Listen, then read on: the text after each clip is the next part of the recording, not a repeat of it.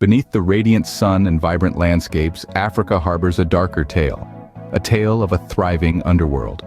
The African continent, with its diverse cultures and rich history, has also seen the rise of some of the most notorious gangsters who've left an indelible mark on its history. Our journey begins in the early 20th century as urbanization swept across Africa. The rapid growth of cities coupled with economic disparity created an environment ripe for the rise of gangsterism. City streets became chessboards, and gangsters, the players maneuvering in the shadows. In South Africa, the infamous Numbers Gang emerged in the 1900s.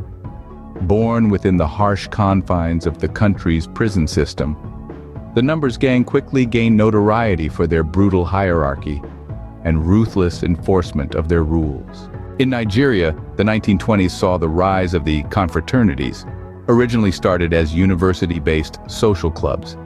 However, over time, they morphed into powerful gangs involved in violent crimes, drug trafficking, and political corruption. As we moved into the mid-20th century, gangsterism began to take on a political tone. In the 1960s, Joseph Kony emerged in Uganda, leading the Lord's Resistance Army, a guerrilla group known for its horrific war crimes and child soldier recruitment. In the 1980s, Liberia saw the rise of General Butt Naked, a warlord in the First Liberian Civil War. His brutal tactics and the shocking use of child soldiers marked a dark period in Africa's history. Fast forward to the 21st century and the face of African gangsterism has changed, but the menace remains. Today, the likes of Christopher Chris's Mukibi, a Ugandan gangster, and Radavan Krashir, a Czech fugitive operating in South Africa, continue to wield power and instill fear. From the early rise of gangsterism, spurred by urbanization and economic disparity, to the transformation of social clubs into crime syndicates, Africa's underworld has evolved.